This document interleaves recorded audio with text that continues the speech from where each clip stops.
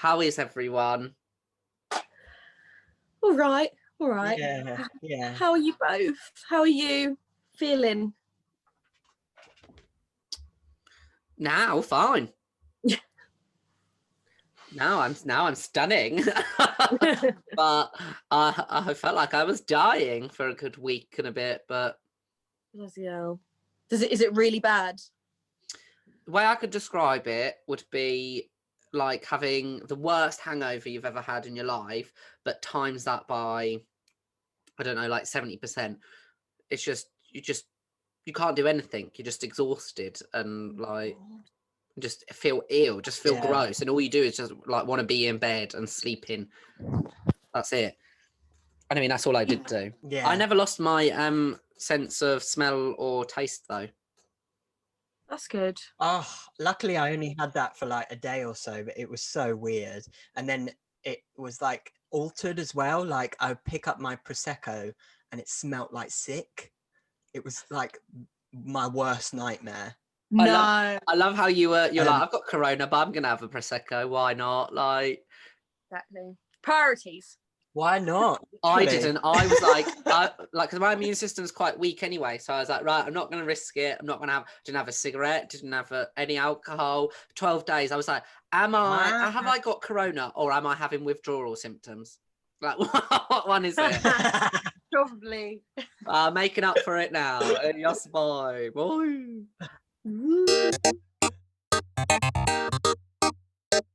We three queers of London are fabulous and feeling ourselves so far. Talking about all things queer and fitting with the theme.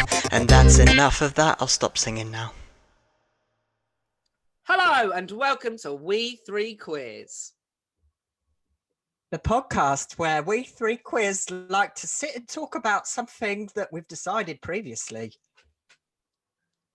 Enjoy, quiz.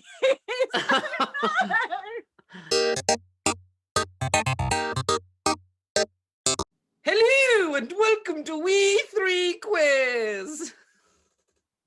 The podcast where us three random queers talk about something that is a topic that we'd previously decided before the podcast. So sit back and enjoy the ride, bitches. Brum brum, I'm in my mum's car.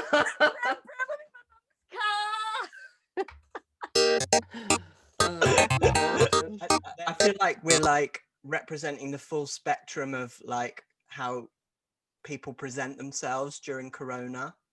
Like we've got like Flick's gone really glam, you know, where sometimes you dress yourself up glam to make yourself feel better.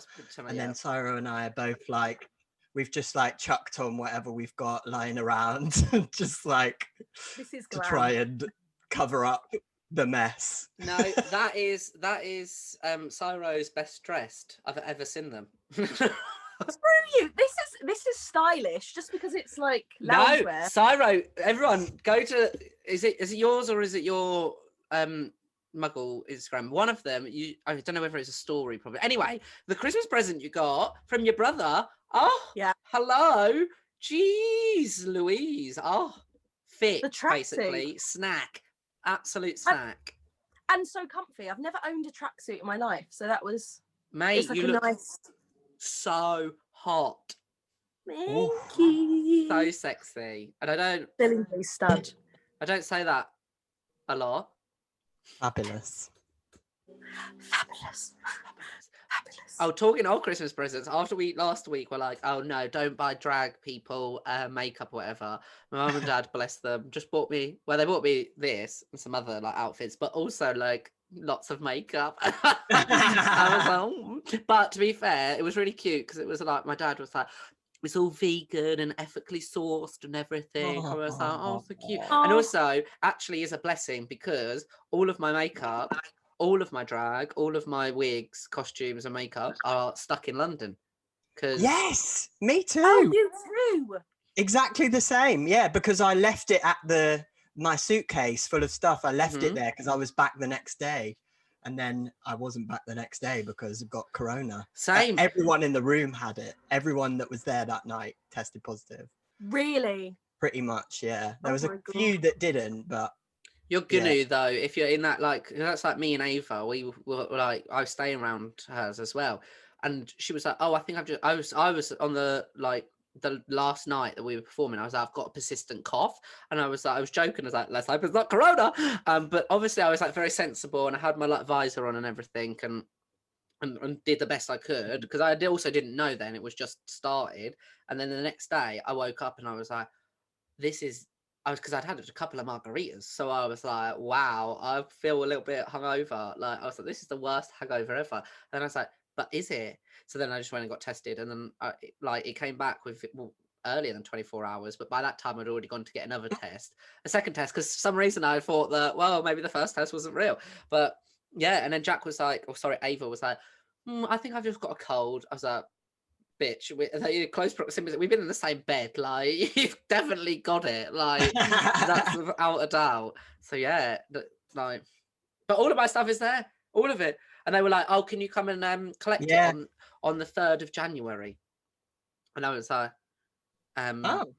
okay. But then that was before they went into tier 4. Mm. And now they're in tier 4. I'm in tier 4. We're all crying, and all my drag is. Where's your drag, Cyro? Oh, my drag's fine. My drag's here. Oh. I haven't been anywhere.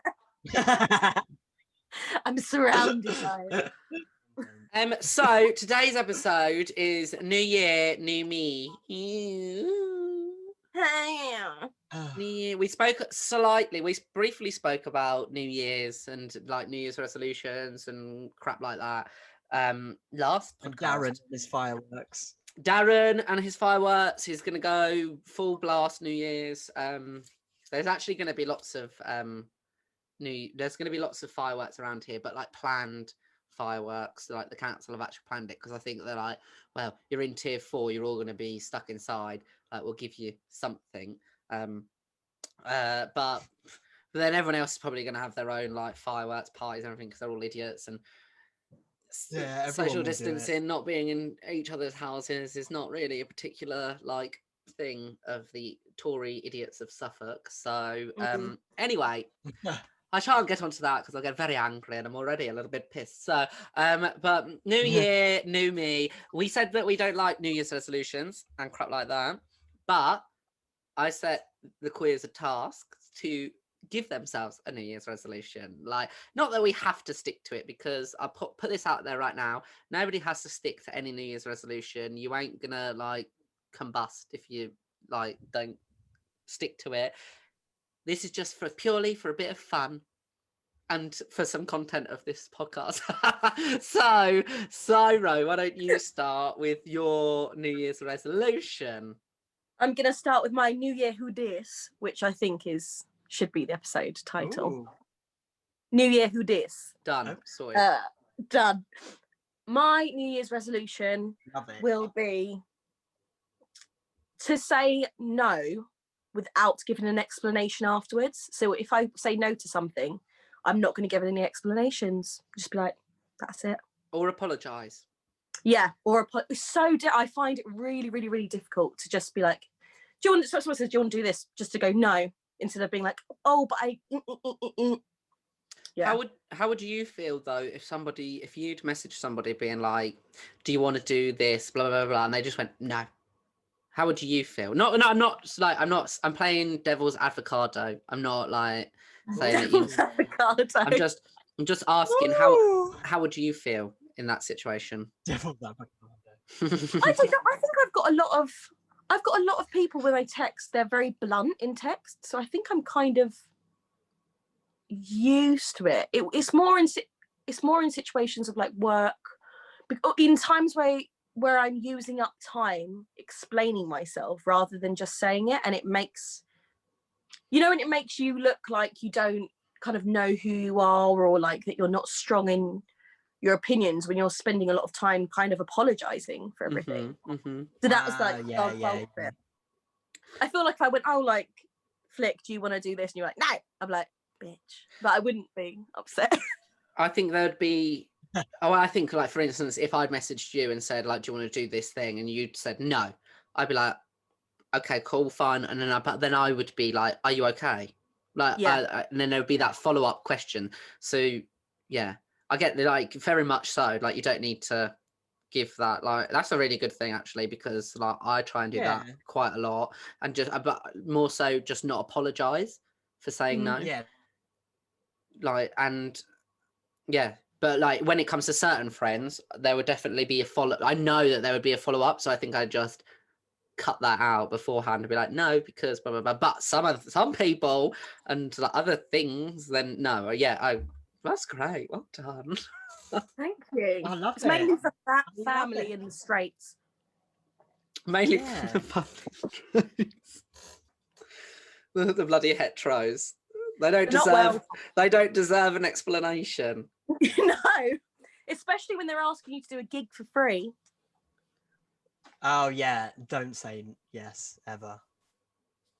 No. Or don't like No free gigs. no free gigs here. No, thank you. No, I you don't were. think. I don't think. I Well, do not think. that's a great New Year's resolution. To be fair, and so one that you'll definitely be able to keep to. So, Cara, what's your Yeah. New Year's resolution? Oh yeah. What's mine? Well, it's kind of like we said in the last podcast. I don't really do them because I'm a bit of like I don't want to put loads of pressure on that one day to suddenly wake up and change everything. It's like you can do that any day. You can do that any time, any hour. So it's something that I've already started to do a few weeks ago now. I have taken a step back and decided that I want to focus on myself a bit more as a human being and a person outside of my drag persona as well. I found myself as the lockdown lifted, falling back into that drag world and focusing all my time and energy and everything on Carrot and creating Carrot and putting on shows and getting gigs and like developing my makeup and developing new acts and booking acts and blah blah blah blah blah. And I kind of lost sight of myself and the people around me, and it caused problems that I didn't realize were there because I hadn't, taken the time to think about it. So I started it. I took the opportunity of the tier 4 coming in place, with us not being able to perform anymore. I was like, well, this is it. This is the opportunity. I'm not going to start this in the new year in January. I started it on, as soon as the lockdown, as soon as the self-isolation happened, I was like, fuck this. I'm going to take a step back from Carrot for now, because it'll still be there. They'll still be there when the lockdown lifts. And hopefully then I will be in a better place with myself and loving myself and understanding who I actually am. And that will inform my drag and make my drag even better. Absolutely. So that's mine. I think, it's to not hide behind that persona. It's to not use it as an escape from the real me, which I think a lot of drag artists, especially socially anxious ones with low self-esteem, tend to do. It's really easy and to lose yourself in that. there we go.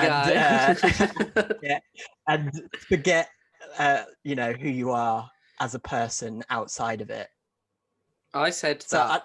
This has got very deep very quickly. I love it. I love that. I said that in, I think, episode 1 when we were talking about like drag and everything. I said that there was a point where Flick kind of overtook John, and I was concentrating all of my time and effort and energy on like Flick, and it got really like, who the fuck am I? Who the fuck is John? Like, what the fuck is my world outside of this? Like, there's so much pressure being put on to like create new stuff and be inventive and new. And actually, a lot of the time, lots of drag artists just do the same like shit, like in the same costumes again and again, because like if it's good and it's bookable and that's it. Like, but I think, like you said, like the best drag artists like are the people that concentrate on themselves and then help that to elevate themselves rather than, like you said, hide behind it. Because I know that I did, like, with myself personally, like it was separating the two different worlds of like, this is drag, this is performance, this is not who I am, this is John. But then it was like, well, I'm concentrating a lot on this and like, who is John? And then actually, like, they kind of helped each other to create this gorgeous mess that you see before you today. Like, but you do need to have that time where I think every drag artist goes through that, of being like too invested in that drag persona and putting all of their energy in that, because they're more likable, they're more successful, they're more friendly, they're more camp, they're more extravagant, they're more fabulous, and you just want to live in. Respect them. People find them more sexy. They get free drinks. They get paid to go on nights out. You want to like be in that celebration. Like, everyone's celebrating you, and then you go home and you're your normal self, and it's a bit like, oh, this is depressing. But actually, this is really nice. Like, you need to be able to have that balance. Yeah. And what you have to remember is that, like, your friends aren't friends with Carrot or Flick or Syra. They're friends with the real you. They're friends with you, or your partner in my case, or family. They love the real you. They like your persona, obviously, and they're supportive of it, but like, they're not with you. They're not friends with you. That isn't who they, want to spend their time with. They want to spend their time with the real you as well. Syro, thoughts? God, yeah, I totally feel you. I did the. Oh, am I back? Yeah, I'm back. Sorry, I froze. You carry on. Oh, I think it was really beautiful what you said about kind of coming back to yourself, and I kept thinking about religion a lot recently. I know that sounds strange, but in comparing it to queer spaces, and I think the parts of religion that I'm drawn to, or that stick and somehow end up in my work, is the ritual element of it.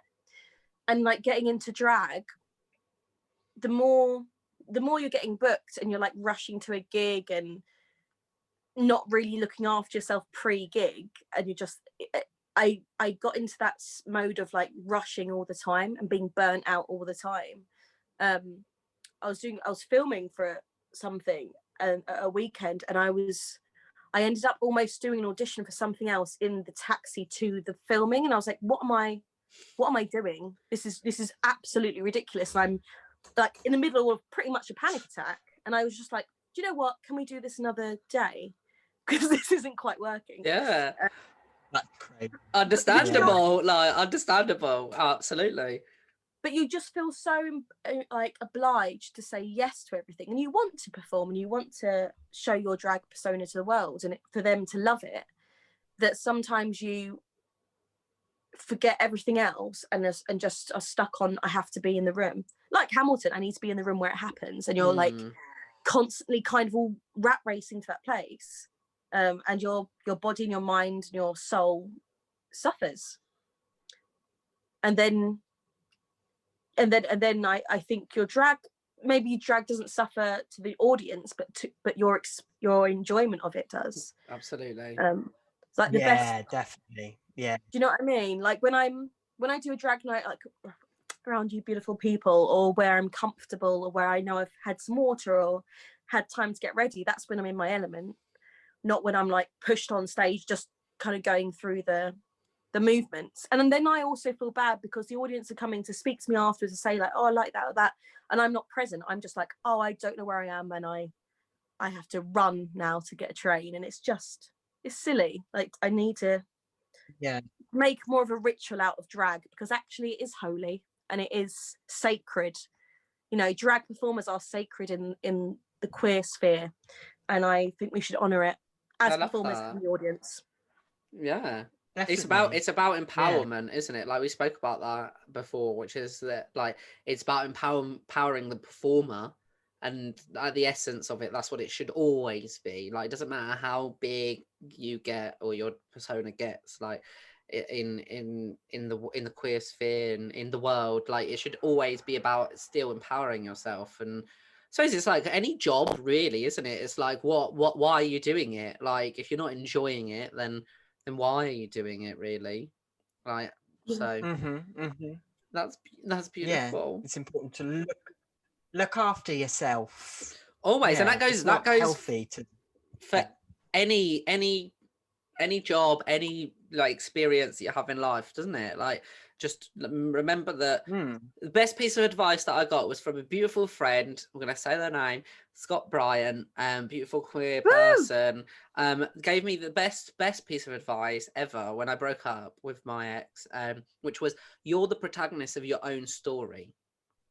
You are the protagonist of your own story. Live your story for you, and remember that like the readers of your story are interested in what you're doing, not everything around you, everything else. It's like, and that's very important. Like, obviously, don't be a selfish prick about it, but like, you are very important to yourself, because like, this story is about you, this life is about you, the world does kind of revolve around you. Like, so it's very important to remember. Your world certainly does.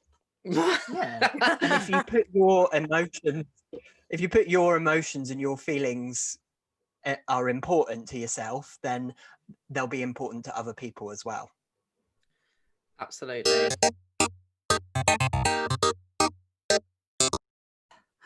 Right, I'm recording. You're recording, okay. Cheers, quiz. So, we're back. Cheers, quiz. Listen, right, we found out what Carrot's, my New Year's resolution / that I'm already doing is. We found out what Cyro's is. We didn't find out what Flick's is yet, so... I hope that Carrot's will be that stop referring to themselves in the third person, but it's because I've not been Carrot for a few weeks because of my resolutions. That's like, very true. Who are they? Anyway, what's yours? So my New Year's resolution, there's a couple of things beforehand, because what I should have done, which is said like why where New Year's resolutions come from. Actually, no. Yeah, I do that after. Do it after. Do that after. Where New Year's resolutions come from, blah, blah, blah, blah. Also, side note, don't start resolutions or new things on a Monday. Never start them on a Monday. That's why, because there's a scientific study that's been done that you're more like 60 times more likely to end something if you start it on a Monday. Start it on a Tuesday or on like a Thursday. Because of the ways that weeks work and all of that shit. Like, so yeah, basically, if you want to do something, then just start it on a Thursday. My New Year's resolution is to be, there's two parts to it. The first part is to be more like proactive, but then the second part is to be more accepting within myself of where I am. That probably doesn't make sense, because they contradict each other slightly, but they don't. So the more active in the sense of, in my acting career or my drag career, I've been very lucky and very fortunate that like everything has just kind of landed, like being given to me almost, like right place at the right time. Yeah, so obviously I did competitions. I met people, and that was the thing that I did. Like, I went out there and I did competitions and failed a lot of them, like NADC, failed miserably. But like, I did them, met lots of people, and then through that, like the biggest one that I did was Drag Idol, and then through that, and through other competitions and everything, like, because people saw me, they then messaged me.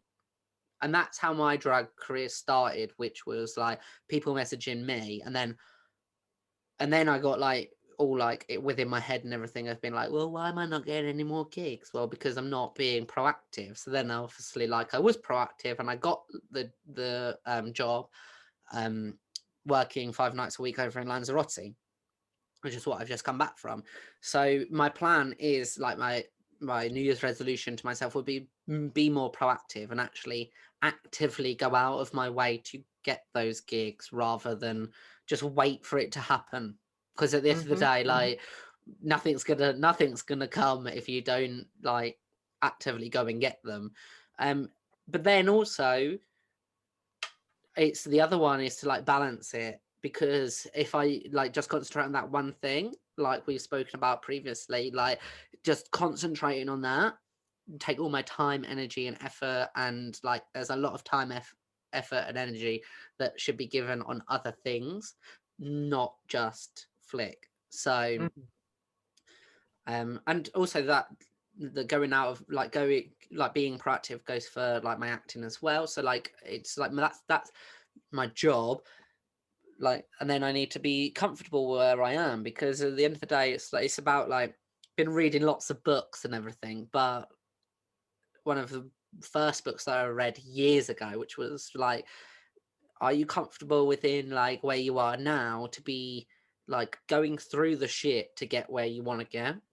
Because you don't just get there instantly, which is like what we were previously talking about, which probably won't be on the podcast because it was in the last video where I was just running. But it was like all these people that think that they're going to become super famous, like through TikTok or Instagram or YouTube, like straight away, like you do realize that you need to do like 4 or 5 years of like nobody watching your videos or like giving you any gratification or anything to be able to then be at like even like a tiny level. And that's the same as like acting and drag and performance. Like you need you're going to constantly like slog constantly, and then eventually you'll work your way up to like a place where you're like good and happy, and then obviously you want to like then go bigger and bigger and better. But it's like being comfortable within where you are now, and I find that really difficult a lot of the time because well, because of the world that we live in and everything's so instant, and I want everything instantly, and then I get like worried, and then I've got constantly been like, right, that's it, I'm giving up acting, I'm giving up drag, and I'm gonna go and do like an inclusion officer of like Baber Council. That's what I'm gonna do. That's my career, that's my calling. And then it's like, well no, hold on a minute, that's actually what I want to do. And it's like, yeah, and it's like no, stay on the like the path and everything, and like be happy where you are right now, and then you can be able to be proactive and like build it. So that's my things, like contradicting but not, because like they kind of support each other. Yeah, I think it makes sense. I think it makes total sense. Yeah. Be proud of where you are and who you are and live in the moment, but at the same time, don't become complacent. I think that's wise words. Definitely. Yeah. Cheers to that. Cheers to Cheers that. to that, babes. Syra, do you have any thoughts? Just what you were saying about like being happy at where you are at the moment, especially with Corona and lockdown and everyone's careers, and even the venues that hold our careers nothing being sure in this world. But I think if you're sure in who you are and what you present to the world, you're always going to have gratification because it's yours. It's something no one can take away. I can sorry, I heard someone like go, I was like, who's breathing? I think that was me. I was trying not to burp, and I breathed through my nose and my mouth at the same time. I thought there's a central person in the room. No, I was agreeing with you, but also trying not to burp. Holding the burp. I've had some lemonade, like it's made me gassy. Okay. Holding in a burp when you're trying to kiss someone is the worst. I've literally like Syra saying some wonderful, beautiful things. I'm like, I used to always get people that would burp like when we kiss. Do you know what I mean? You know when like you can hear it and you're like, you just burped. Don't. Is that because okay? Why were you kissing like these people? Because they were clearly like very pissed. Yeah. Well, we all know my previous standards were very low. In a previous life, I dated garbage people. No. Darling, my standards are still as low. So if anyone wants to message me, then you can, or flick the no. You should every week you do this. Every week you do this. I think this should be a segment. And nobody has DM'd me. Nobody has like asked me for a Zoom date. Nobody's done anything. So like, hello, somebody message me and take me on a Zoom date, because it's going to be a cheap date. And my standards are You know what though? While we're here, Cyro we low. have had some Cyro nice low. messages.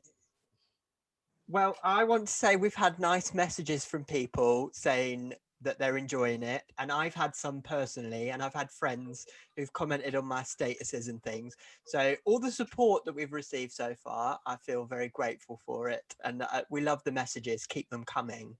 I will say Please, that. yeah, I love that. Even if they're not to date flick.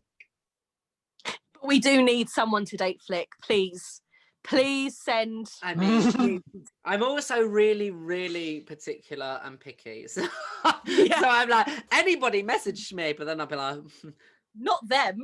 No, I'm never mean. I'm never mean. I'm never rude because I am a giant potato myself. So like, I understand like not everyone's cup of tea, but then like, gorgeous.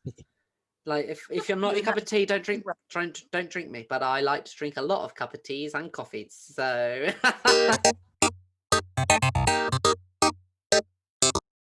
I'm gonna tell you right now, a little bit of education because you know this podcast needs to be educational because we're educational and we're queer. New Year's resolutions. The ancient Babylons, some 4,000 years ago, are said to be the first New Year's resolutioners.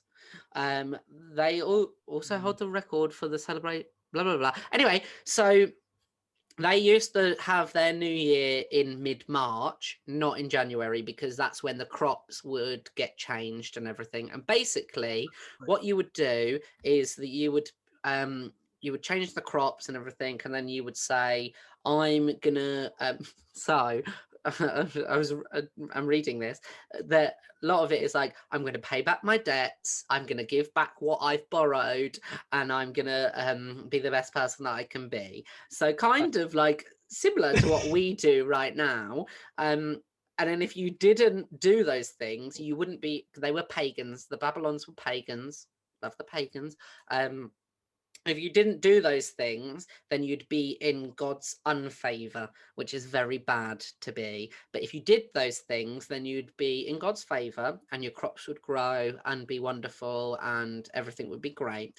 So I suppose it's kind of like harvest and New Year's mixed into one. But so that's the very earliest sort of like Western traditions of New Year's Eve that we have.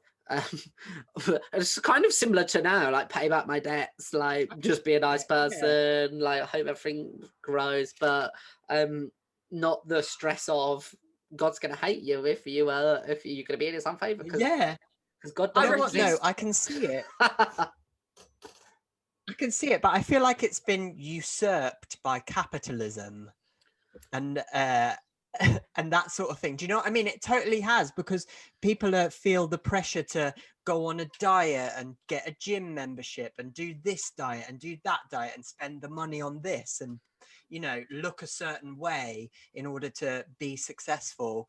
And that's really toxic and dangerous, I think. So, you know, and diet culture in general is obviously very dangerous, but around this time of year, it has a uprising. So I think that's really fucking shit.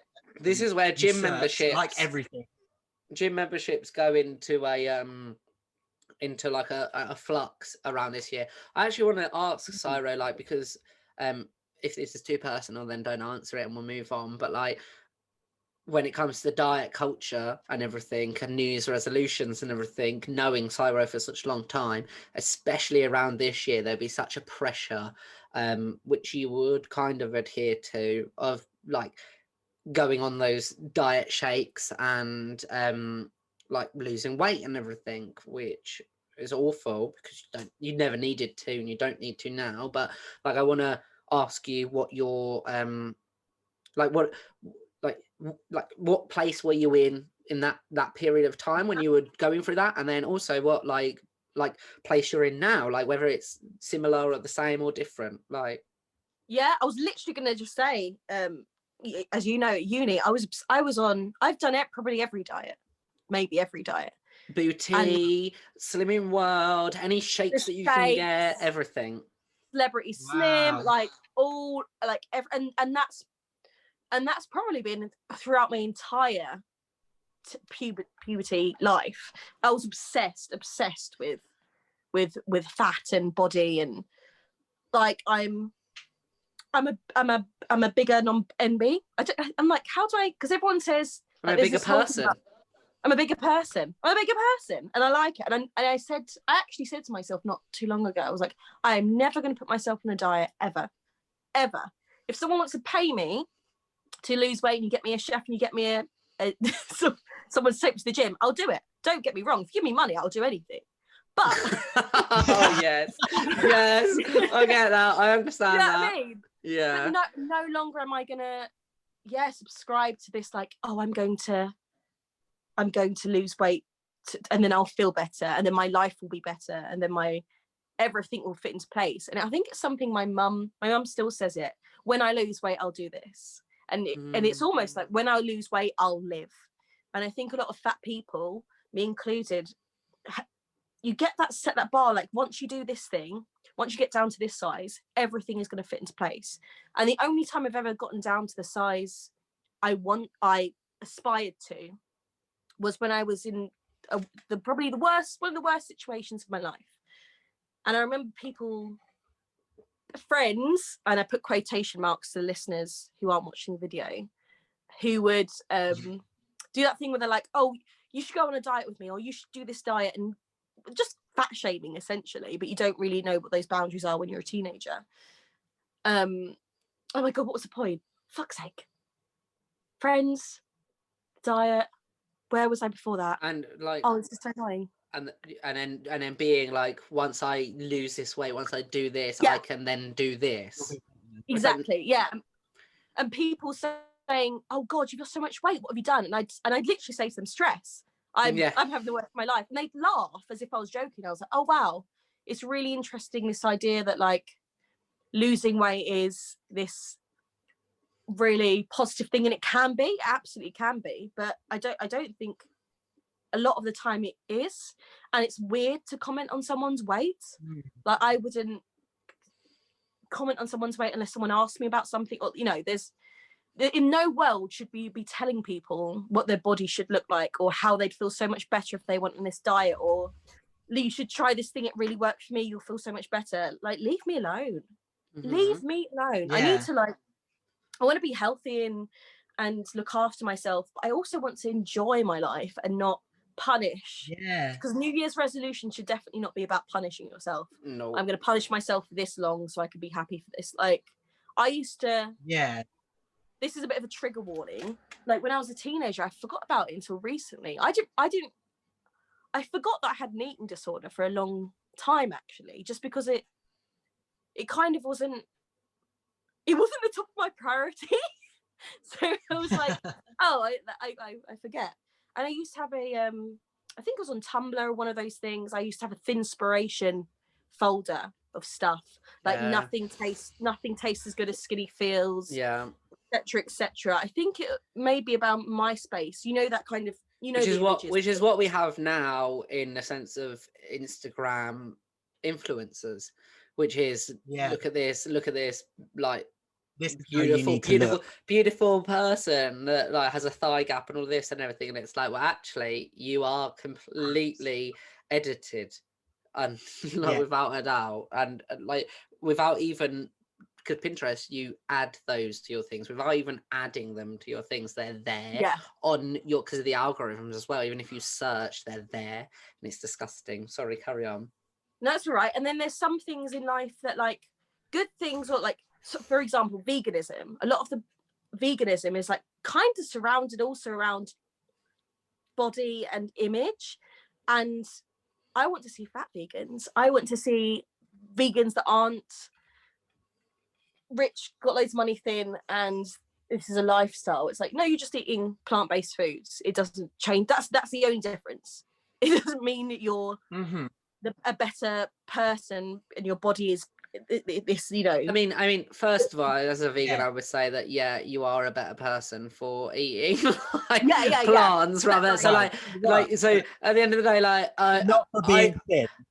You're not an Adonis. I'm not gonna be like, oh, I'm amazing. Like I am a better person than you because like I don't kill things. I don't like actually take a life to eat. Like, and I don't care what you think about like that as a like any listener that wants to like that eats meat and everything. I don't care whether I'm offending you. Like, I am better than you because I don't like kill a life. Like, but I am also a product of like I've been vegan for like 4 or 5 years, and like from when there was nothing apart from like tofu and like pulses to now being like, oh, here's all the fake meats and everything. I'm like, give me all the fake meats, give me all the processed food. Like I love that. Like give me all the fake cheeses and everything. So like I got my curves and swerves and my fat, like, and I'm happy with it. I'm also vegan, like you can be like a chunky vegan, a fat vegan, any sort of vegan. Like you can be any sort of like meat eater. Like it doesn't matter what you eat. And I really agree with you in the sense of like when people constantly say, oh well, if you just want to get skinny, then just go vegan. And it's like, no, that doesn't change at all. Like it's not. No.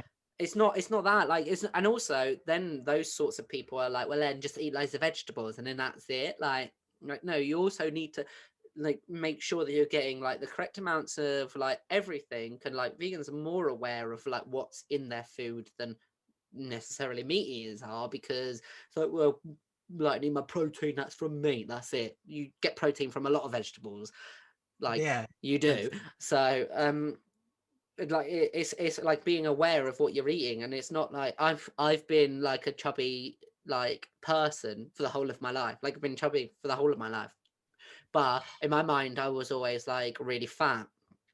And it's only like now through like kind of like what you're saying is like being accepting of like I'm like happy within myself. Like nobody else needs to tell me what diets I need to go on and everything, because like even to this day, like somebody like I can remember it last year when I was in London, like somebody was like, oh well, if you're unhappy with like how chubby you are and everything, just go vegan.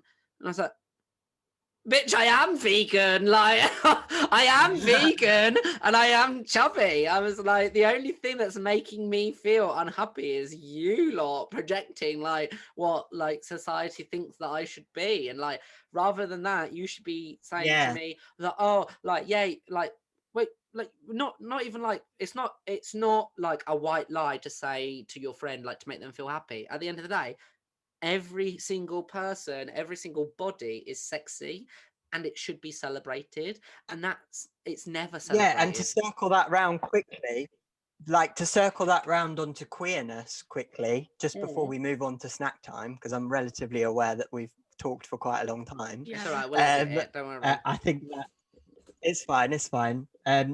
Just to on queerness, you know, within the queer community, there are lots of really great positive voices talking about how body hair, facial hair, how the shape of your body, what you have on your body, who you are, your tattoos, all of that doesn't have to matter to or relate to your attractiveness or your validity or your ability to fit in or have a normal life. That's really great. There is also the other side of it, certainly within like the gay community and like AMAB people, like assigned male at birth people, especially. I don't know so much about AFAB people in terms of this, but like there's so a lot of AMAB people are certainly guilty of it, and I'm guilty of it too. Like on Twitter, you see a picture of someone, a they, them, or a him, who they've got their tops off and they have their gorgeous abs out and they're wearing little tiny pants, and it's got 2,000 likes, and they post that every other day, and it's exactly the same, and it always has thousands of likes, and it always gets that. And it's just reinforcing this constant like pinnacle of what it means to be a beautiful, sexy, gay, queer person, and it's not healthy, but it is changing. Yeah, I was gonna. Oh shit! Have you stopped? No, it you is go. changing. It is changing. Yeah. Go on, Saro. So before like your two wonderful points happened. Sorry, I didn't mean to cut you off. No. It was what I was saying was like the vegan. There's an aesthetic that I feel is it's excluding fat people, curvy people, people that don't fit into that body type that is advertised. And and there's things, my personal opinion, veganism feels like white, thin, beautiful. Being gender non-conforming, white, thin, and beautiful. Being like weird stuff like going through domestic abuse, white, thin, and beautiful. Like there's loads of points where I wouldn't say triggering, but I'm just trying to decolonize the way I think about those things. So with veganism, I started following less people that were doing Buddha bowls of quinoa, and I was following, like, now I follow and have all the recipe books for RGB Vegan, who does all Caribbean vegan food and just takes pictures of food. Like, I didn't mention yoga. Yoga's one of those things as well. I stopped yoga with Adrian, even though she's great, but I started to look at yoga influencers that may not be a size 8 and a cis woman. Like, it's just it's not, so it's reclaiming those things, whether it's veganism, but being gender non-conforming, whatever that you feel excluded from, or like you're not included in that conversation even though you are, and making it work for you. So that, as I think, as a New Year's resolution, is good as well. It's like the content you absorb is really important, especially on social media, because you see it all the time. It's what you wake up and look at. Let's be frank. Yes. Snack time. Snack time. Snack time. Snack time. Okay, today my snack time is someone who's absolutely gorgeous and incredible. And your boyfriend. I follow them mostly on Twitter. I love their Twitter the most. And they're called Radam Ridwan, and it's RADAM RIDWAN. They are on Instagram and Twitter. And I love their Twitter. They call themselves the obviously attractive Radam Ridwan. And I just love what they tweet about body positivity and being a non-binary person, and talking about being sexy and attractive as a non-binary person. And they are just really funny and gorgeous and wear incredible clothes and outfits, and they are everything I aspire to be. So please go and follow them. Lovely. What do they do for a living? What do they do for a living? I don't know. I think they perform. I think they do perform. They dance and stuff, but I mean, they're just very attractive. I mean, look at this. Yum! Yum! Hello. Yeah, I just really love them. And the stuff they tweet, they call out like the cis white gay shit that I am guilty of all the time, that I have to always remind myself not to be a part of. So it's really, I love following them, and they're really awesome. Yeah. Lovely. Go give them a follow then. Absolutely. Yeah. Flick, what's your Mine is just somebody that I fancy and like kind of want to go on a date with, and like because they're just fabulous. They're stunning. They're called Rob or Robert Madge. And you have probably seen them on Twitter because, like, essentially they started lockdown in March by posting videos of themselves as a young performer creating like musicals in their living room. They are a non-binary person, or gender fluid person, which is one of the reasons why we've connected between like he, they, being like that journey, which is difficult for a lot of people on the outside to be able to like be like, well, why have you got he and they? Like, why, or why have you got she and they? Or like, why have you got he, she, and they? Like, why have you got those three things? And it's like, well, because of like like the gender is not a binary thing, and it changes, and they're just really eloquent with their way of explaining that. and then also being like entertaining in their like videos. I have to say, I do also have quite a crush on them. I don't know them. I want to have a crush on them. It's not fair. I'm gonna Cyrose, do follow them. something. So follow them. So I should probably Follow the mention fuck what out of their Instagram is. RobMadge02. So RobMadge02, and their Instagram is RobMadge02 as well, but it's Rob ROB_MADGE_02. There you Love go. it. Oh, what a snackety snack! Snack. I felt like I had a whole meal. Yeah, well, hopefully I will in the new year. No. Wishing you luck.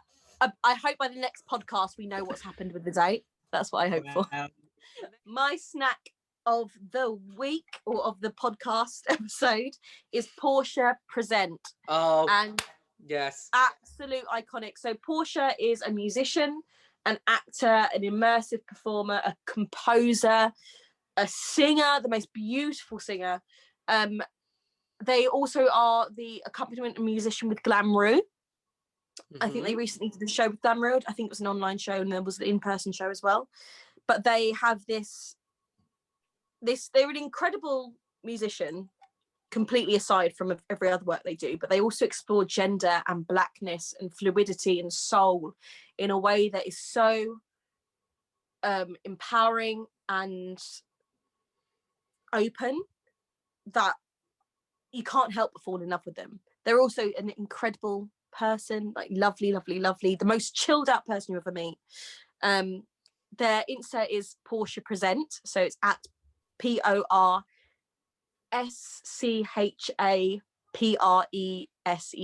That was hard, dyslexic. Did you remember that?